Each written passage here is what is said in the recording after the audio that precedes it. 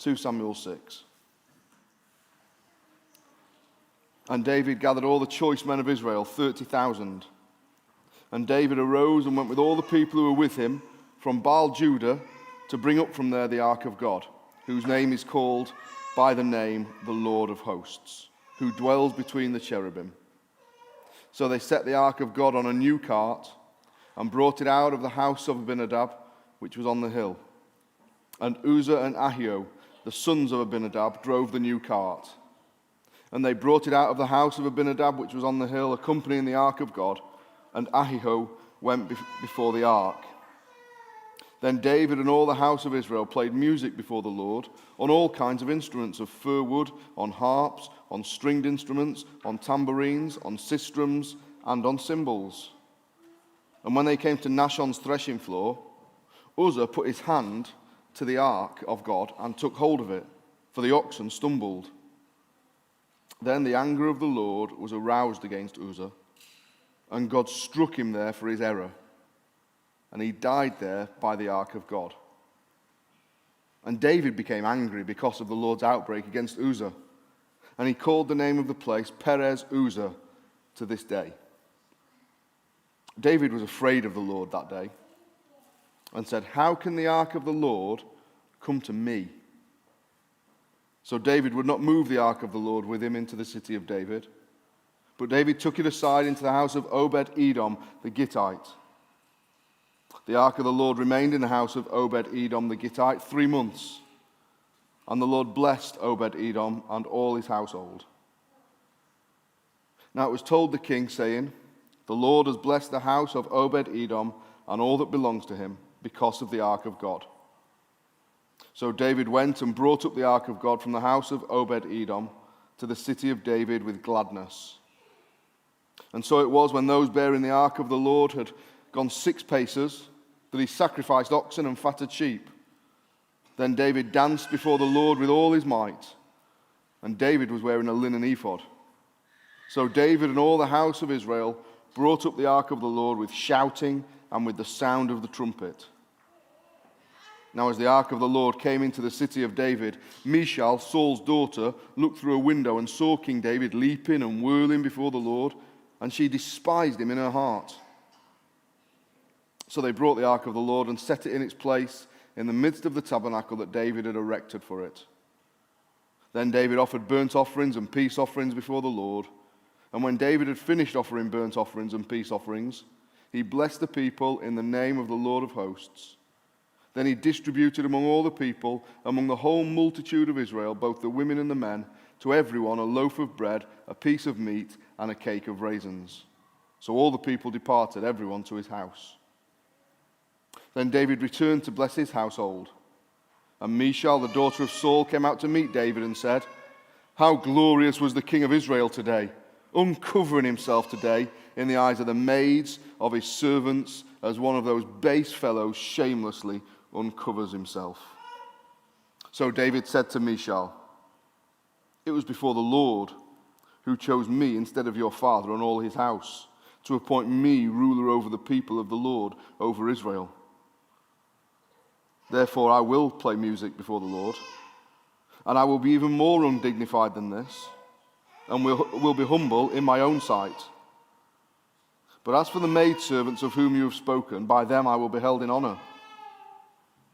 Therefore Michal, the daughter of Saul, had no children to the day of her death. Amen. Well, we've been thinking so far, haven't we, about being joyful and being miserable. And what I want us to see from this passage this morning is that God is holy, but he's not miserable. God is holy, but he's not miserable. When we're showing the pictures of parents and grandparents, my dad isn't miserable. My dad's lovely. My dad's not aggressive. But even at 72, I wouldn't want to mess with him too much. He can handle himself. I remember a time when I was about 16, and I'd been rude to my mum. And my dad told me off, and my response was, something like, I can't remember one of these two, it was either come on then, or what are you going to do about it? I'll never forget, as long as I live, what happened. Because in a split second, I saw his eyes change. A switch flicked in his head, and I thought, I am dead.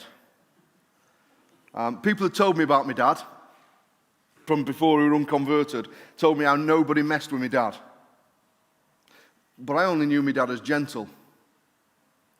He was a softie. But I got a glimpse of what he was capable of. I went from the living room to my bedroom, unlocking the door behind me within about 3 seconds. And within 4 seconds, my dad was through what was left of the door, and I thought my life had ended. I'd never get married, I'd never have kids, I'd never play for Tottenham. I'd just have a headstone saying, here lies Ben Holmes, 1979 to 1995, pushed his dad too far.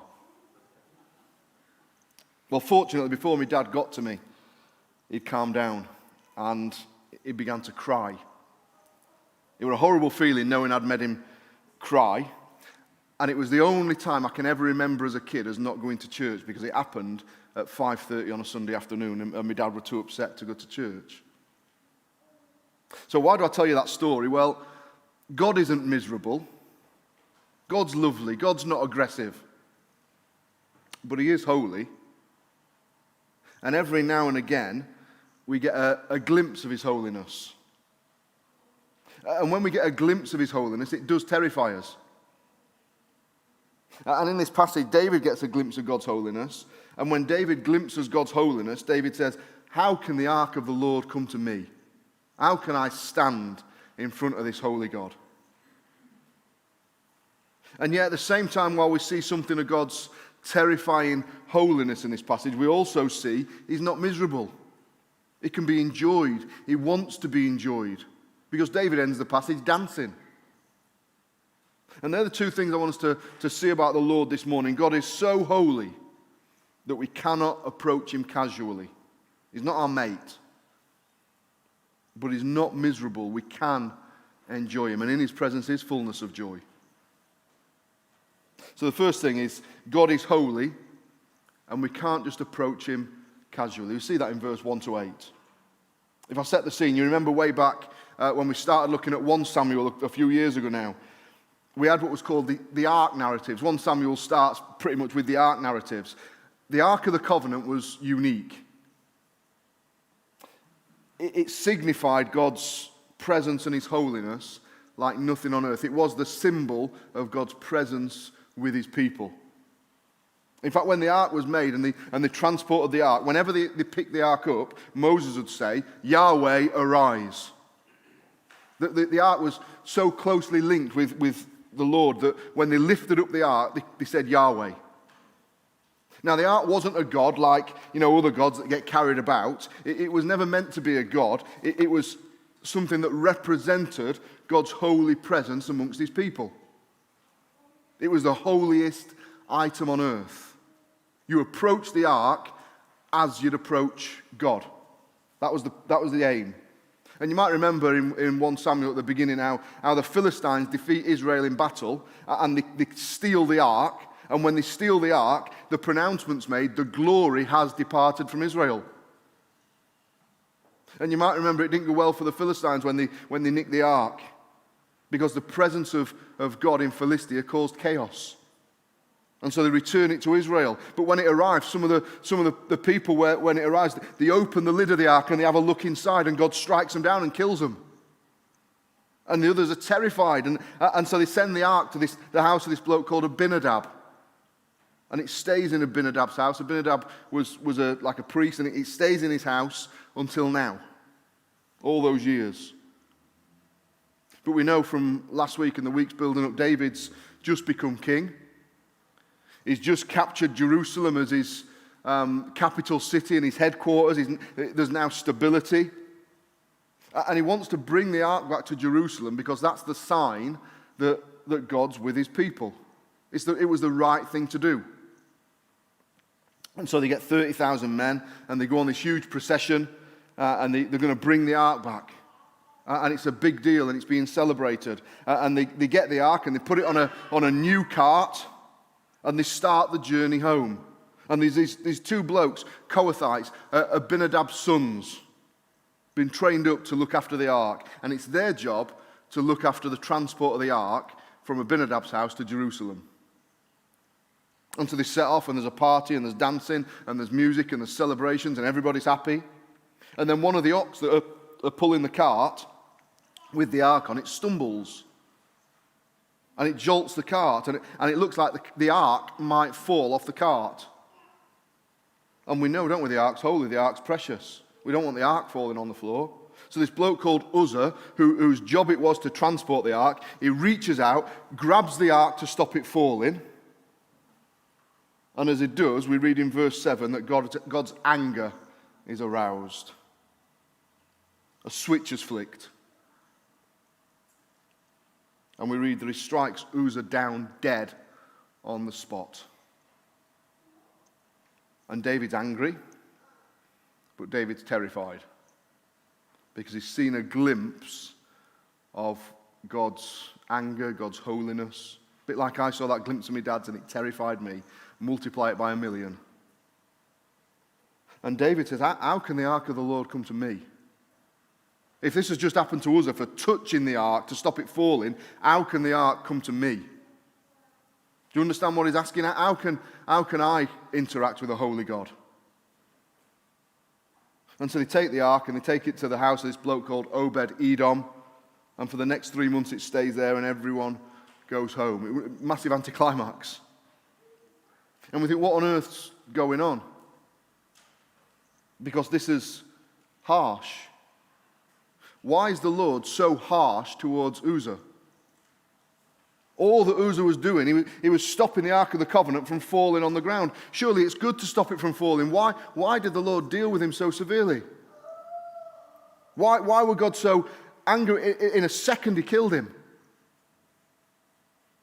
Well, if you go back to when the tabernacle and the ark were commissioned by God in Exodus 25, and the instructions for transporting it are given in Numbers 4 and in Numbers 7, you'd read how it says nobody should touch the ark. And you think, yeah, but it was falling. But you'd read how the ark had 2 rings on either side of it. And what you'd do, you'd put poles between those 2 rings, and you'd carry the poles on the shoulders of people so that nobody had to touch the ark. Because the ark represented the very presence, the very holiness of God, and you can't just touch God. You can't just come into God's presence any old way whenever you want. If you remember in the Old Testament, only the high priest could touch the ark. And he could only do that once a year. And he could only do that after making sacrifices.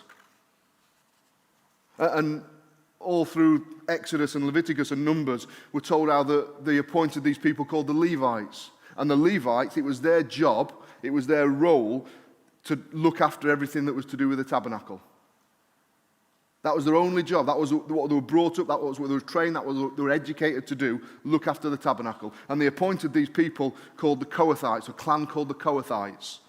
And it was their job to look after the ark. So you've got these people, these Kohathites, and from Josiah's age up until the full adults, they were taught every day how to deal with the things pertaining to the ark. How to handle it, how to carry it, what not to do, what to do. That was their education. And so they knew exactly what God expected. No question of it. These guys knew what the Lord expected. They knew the ark represented God's holiness. They knew that there were certain things you did and didn't do with the ark. And one of the things is when you transport it, you don't touch it. You thread the poles through the loops and you carry the poles. But Uzzah doesn't do that. He touches the ark. And we still think it's a bit harsh, isn't it? Because he only touched it to steady it. He wasn't trying to desecrate it. But why did the ark need steadying? Well, the ark needed steadying because they were transporting it on the back of a cart. And God had clearly said, you mustn't do that. That's what the Philistines did. They put it on the back of a cart like it were loot. God had said, no, you don't do that. When you carry the ark, You thread the poles through the loops, you carry it on your shoulders. And Uzzah, who's been taught for his whole life how to approach God, thought, well, I'll just do it my way. It's easier if I do it my way. It's easier for the ox to carry it than for me and my mates to carry it. I'll do it my way. I'll treat God my way. R.C. Sproul makes the point, Uzzah presumed that his hands were less contaminated than the earth. And he just reaches out and touches the ark. In Leviticus 10, there are two priests, Aaron's sons, and they mess about with the sacrifices in the tabernacle. And they think, oh, we'll do it our way rather than the way God says. And God strikes them down and kills them, and everyone's shocked. And God says to Aaron, I must be regarded as holy. I must be respected. God is holy. God is too hot to handle. Nobody can approach God casually in any way we see fit. You and me this morning, we cannot just come to God as though he's our mate and think we can approach him however we want. Because he's holy. We can only approach a holy God on his terms, not on ours. And again, we still might think that's harsh. We think, well, Uzzah didn't harm anyone. Uzzah didn't kill anyone. Uzzah didn't commit any crimes. And we might read passages like this in the Bible and they might shock us and they might think, well, God's harsh. God's got a temper. But why are we shocked when we read of God striking down Uzzah for doing something that was forbidden? We're shocked because we've got so used to God's mercy that his holiness unsettles us now, doesn't it? We've become so used to the idea of a merciful God that we forget there is a holy God. We receive God's mercy every day, don't we? Whether you're a believer, whether you're an unbeliever, if you've woken up this morning and you're breathing now, God's been merciful to you because we're sinners who have sinned against a holy God and deserve death.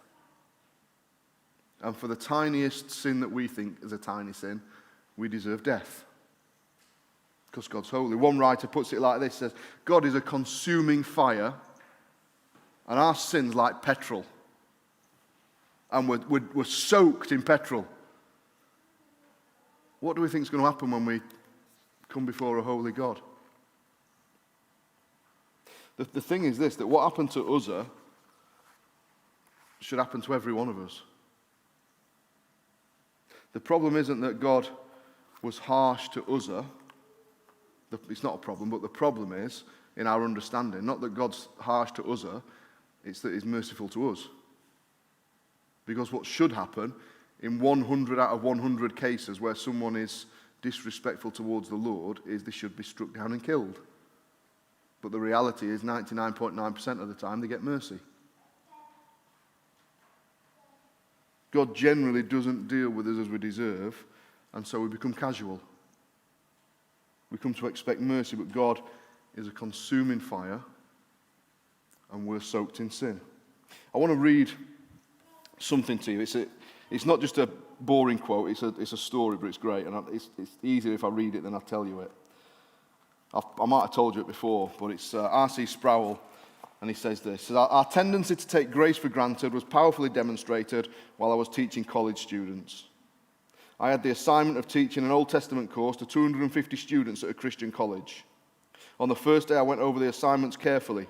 My experience had taught me the assignments of term papers required a special degree of explanation. This course required 3 papers. I explained to the students, the first paper was due on my desk by noon on the last day of September. No extensions, no exceptions, except for students who were physically confined to an infirmary or who had had a death in the immediate family. If the paper wasn't in on time, they'd get an F. They acknowledged, they understood the requirements. On the last day of September, 225 students dutifully handed in their papers. 25 stood quaking in terror, full of remorse, and said, "Oh, Professor Sproul, we're sorry. We didn't budget our time. We didn't make the adjustment from high school to college. Please don't give us an F. Please give us an extension." I bowed to their pleas for mercy and said, "I'll give you a break this time. But remember, the next assignment's due the last day of October." The students were profuse in their gratitude, filled the air with solemn promises of being on time. Then came the last day of October. 200 students came with their papers. 50 came empty-handed. They were nervous but not panicking. And when I asked for their papers, they were contrite. "Oh, Professor, it was homecoming week, it was midterm, all our assignments were due in for other classes. Please give us a chance. It won't happen again." Once more I said, "Okay, but this is the last time. If you're late for the next paper, it'll be an F. No excuses, no whining, just an F. Is that clear?" "Oh, Professor Sproul, you're terrific." Spontaneously, the class began to sing, "We love you, Prof. Sproul, we do." You can guess what happened the last day of November. 150 students came with their papers. The others strolled into the lecture hall, unconcerned. "Where are your term papers?" I asked. "Oh, don't worry, Prof, we're working on them. We'll get them in a couple of days, don't worry." I picked up my grade book and began taking down names. "Johnson, do you have your paper?" "No, sir," came the reply. "F," I wrote. "Muldaney, no, sir, F." The students acted with unmitigated fury, protesting, "That's not fair." Well done. You remember that from the kids' talk, don't you? I looked at one of the howling students. "Lavery, do you think it's not fair?" "Yes," he growled. "Oh, it's justice you want, is it? Well, I recall you were late with your paper the last time. So I'm not going to give you an F for this assignment. I'm going to give you an F for the last one as well." He was stunned. He apologized for being so hasty and was happy to settle for one F instead of two. The students had taken mercy for granted, and when justice fell, they were unprepared. They were outraged. And that was only after 2 doses of mercy in the space of 2 months. The normal activity of God involves far more mercy than I showed those students. Old Testament history covers hundreds of years, and in that time God was repeatedly merciful. When his judgment fell on Uzzah, the response was shock and outrage. We've come to expect God to be merciful. From there, the next step's easy. We demand it. And when it doesn't come, our first response is we're angry. It's not fair. We soon forget that with our first sin, we forfeit all rights to the gift of life. The fact that I am drawing breath this morning is an act of divine mercy because God owes me nothing and I owe him everything. God owes you and me nothing. We owe him everything. God is holy and he must be regarded as holy. How often this week have you come to God flippantly? How often are we not making jokes at God, but how often are we jokey about God? Are we casual about God? How many times this week have you picked up your Bible flippantly and not concentrated as you've read?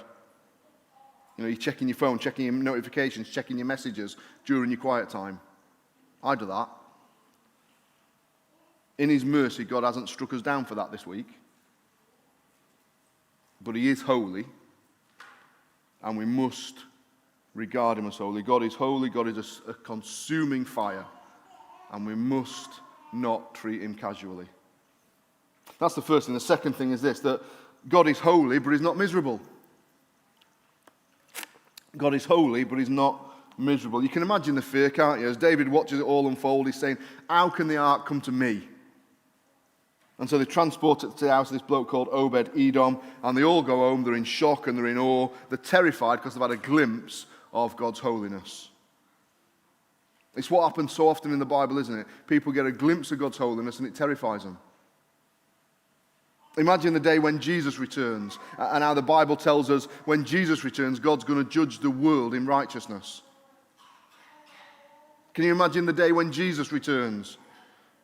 Uzzah's fate will be shared by millions, billions of people. Some of the people that are here this morning, some of you that are at home this morning, some people that are angry at God and call him cruel or whatever.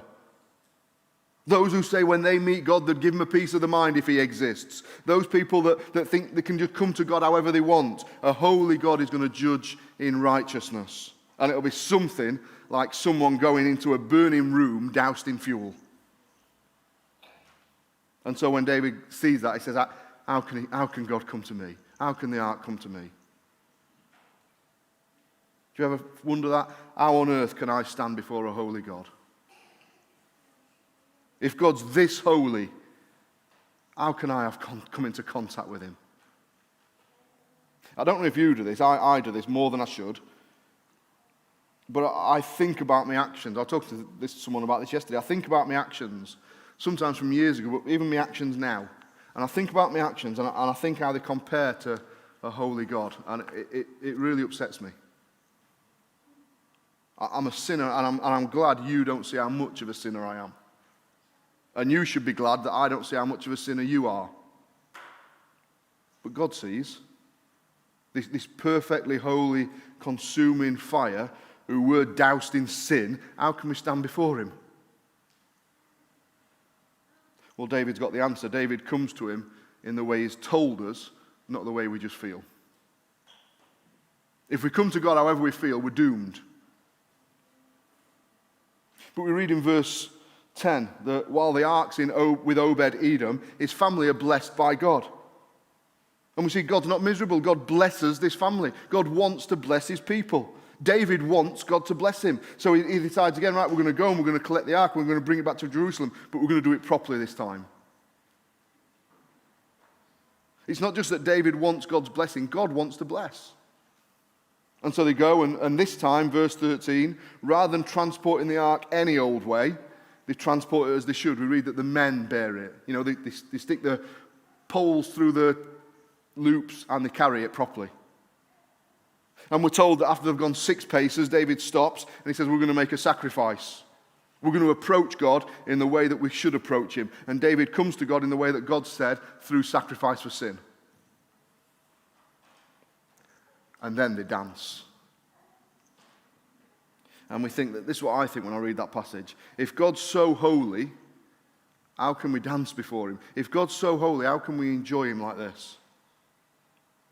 And the answer is, because God is holy, but he's not miserable.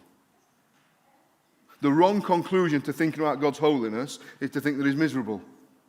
Now, we might look at some Christians and come to the conclusion that holiness is miserable, but God's not miserable. I don't think David's naked here, but he is free, isn't he? He's full of joy. It had been loud music, some trumpets, and they've got dancing. I'd be too scared because God's just struck us down for touching the ark, and now David's dancing before it. What's the difference? David hasn't come to God casually, he's come to God as God has said. The Lord isn't unhappy with David for celebrating, he's unhappy for people coming casually. See, we can come to God before God very soberly, but casually. God isn't offended when people come to him joyfully. We've got to get that. He's offended when people come to him casually. Even if the casualness looks very much like religion. I think there's a massive lesson for us there. David's come to God the right way. David's approached God through the sacrifice that God demanded. And once he's done that, he's free to have joy. He's free to celebrate. We know, don't we, that there's a right way and a wrong way to enjoy worship. We're not going to go wild. But isn't it interesting? You might not do this, but I do it. When we think of holy behavior, we always think of somber behavior, don't we? Holiness is quiet. I think some of our charismatic brothers and sisters might enjoy God more than we do. And maybe even this, some of their worship's more reverent than ours and holy than ours. Because we've assumed, well, God expects us to come through this. Well, no, God expects us to come through Jesus and then have joy. If we come to God in the right way through Jesus, we enjoy him because God isn't miserable. He is holy, but he's not miserable. We can enjoy him. It struck me as June prayed at the prayer meeting on Tuesday that we don't enjoy God and his blessings enough, do we? Do you enjoy being a Christian as much as you should? We've got to consciously aim for that, haven't we? I want to enjoy reading my Bible more. I want to enjoy praying more. I want to enjoy the fellowship I've got with God more and the fellowship I've got with Christians more. And we need to work at that. We need to work at focusing on this is what God's done for us. He's forgiven our sins. He's made us right with him. Instead of us being wrapped in sin and coming into his presence, we're wrapped in Jesus' righteousness and coming into his presence. We need to work hard at celebrating signs of grace in the church and in people and in life rather than analysing things. We need to focus on enjoying one another rather than picking up on one another. And I think that's the point that the last few verses make, actually. So if you look at Michal, David's wife, she sees David celebrating and is full of joy, and it winds her up. Because that's not how kings should behave. And we're told that she actually despises him. But David's being reverent. When they arrive in Jerusalem, he makes burnt offerings. He makes peace offerings before the Lord. He's not just being flippant. David's not just approaching the Lord however he wants. He's approaching him reverently, but he's doing it full of joy. He's rejoicing with trembling, and I think that's the balance. It's not silly joy. David feeds all the people. They have a party because it's right to rejoice. Like when the lost son comes home, it's right to party. God's goodness should be celebrated. And David makes the point to Michal, what I'm doing before the Lord. And she's furious. And we read the editor's note at the end. Therefore, she had no children until the day that she died. Michal ended up a miserable, bitter old woman. Just like the older brother who wouldn't join the celebration when his younger brother got saved. Just like the older brother who wouldn't come into a baptism service because they didn't think some of the people being baptized were worthy. I think we need to wrap it up with a couple of things. One writer says this: maybe you've seen Christians expressing emotions by crying during a sermon, or jigging or raising hands during a song, and you think, how undignified in front of others. We are like Michal. And then we wonder why our own spiritual lives feel barren. That speaks to me, that does. Michal missed out on all the joy and all the blessing. There are two errors in this passage. One, that we can approach God however we want. We can't, because God's holy and must be regarded as holy. But also the error is that holiness equals misery. Holiness isn't starchiness. We can't decide what's holy and what isn't holy, and what behaviors are holy and what behaviors God decides. Holiness can be deep mourning over sin or tremendous joy over forgiveness.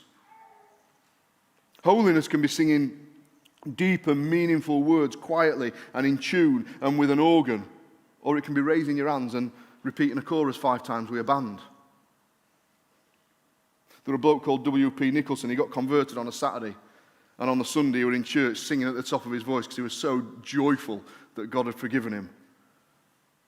And an old lady turned round in front of him and she frowned at him for singing so loud. And as she frowned at him, he said, I just stuck my tongue out at her and carried on singing. Tempting, isn't it? See, what matters is how we approach God. There's only one way to approach God. We do it through Jesus. We don't approach God through anything else. We don't approach God because we think we've had a good week or because we think we're living a good life. If we don't approach God through the work that Jesus has done, it doesn't matter whether we come to him soberly or joyfully. But when we approach God through Jesus, we can enjoy him. Because the holy God whose holiness is terrifying is our friend, and there's no condemnation. When we approach God through Jesus, we don't have to worry, am I going to be struck down for doing the right thing or the wrong thing or judged for my sin, because he wants to bless us. Jesus wraps a fireproof blanket round us. It's called his righteousness. And so when we come to God through Jesus, he doesn't burn us, he warms us. What does it mean to come to God through Jesus? Well, it means this: we don't approach him in our own way. We don't approach him how we think suitable. We don't approach him flippantly. We don't approach him as our mate. We go on our knees. We tell him that we're sinners. We ask for mercy because we deserve his holy wrath.